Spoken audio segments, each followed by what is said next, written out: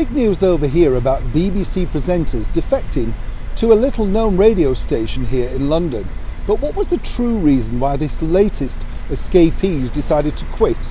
And was it really all about impartiality and, more importantly, having freedom of speech? As ever, we bring you the truth. Neil Sean here in the heart of London. Thanks so much for joining me today. As you know, the BBC are under immense fire and pressure right now, not just from the government about their licence fee, and of course the bullying tactics to make sure that the elderly do pay that licence fee, but more importantly the astronomical figures for their alleged stars who they have to pay, because apparently they're frightened that they'll disappear. To where? To who? No one in TV has any money, let me tell you. I know.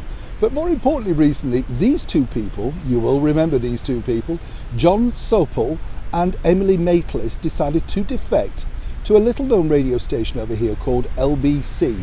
Now, some people have actually likened LBC to the retirement home of the BBC. So many people have recently defected there. And it's interesting to note because more recently, Andrew Marr, the 62-year-old presenter of The Marr Show, a big political programme over here on a Sunday morning, decided, after taking money from the BBC for 21 years, that he wanted to leave because he wanted to go back and have freedom of speech and become a reporter. You know, the notebook in the pocket, the pencil. Ludicrous. Basically, the BBC were cutting costs.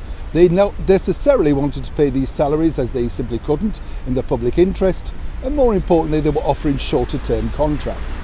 So what about Jon Sopel and Emily Maitlis? Why did they suddenly decide to go? Well, it's always been an ongoing battle with Emily because she's a bit of a free spirit.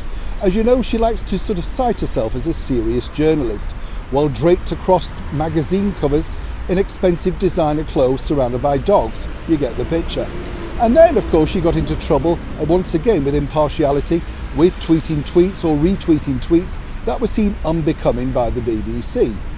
Now, of course, she's more famous for that infamous interview, the one which apparently she's so proud of, in which she managed to bring down, in her words, the Prince Andrew scandal. Interesting when you think about it. Now, Jon Sopel's another different sort of kettle of fish. He'd been at the BBC many years, and more recently was the North American correspondent. But obviously a very, very, shall we say, shy and insecure person, because in an interview he said he dare not stop dyeing his hair because he feared that the BBC would fire him if he looked old. Seemingly that didn't work because Jon decided, die or no die, he was off to LBC. But the bigger problem, I've been told, and as ever we have to say allegedly, is that both of these former BBC stalwarts wanted the job to replace Andrew Marr on a Sunday mornings at 9 a.m. But there's a long list of people that they want to look at to see if they were suitable. And as we all know here on the BBC, they have to be woke, a box ticker, and more importantly, fit into the regime that we now, seemingly for a short while at least, pay for. And according to a very good source, both Maitlis and Sopel were certainly not going to be fitting into that box. Hence, allegedly, the big exit. Hope that clears that up for you, for those that wanted to know exactly why so many people are defecting, as I say, to this little known radio station. This, of course, is the radio station that decided to keep this particular gentleman after he bullied a young girl on Strictly Come Dancing. So you can see exactly why certain people at least feel at home. Neil Sean in the very heart of London.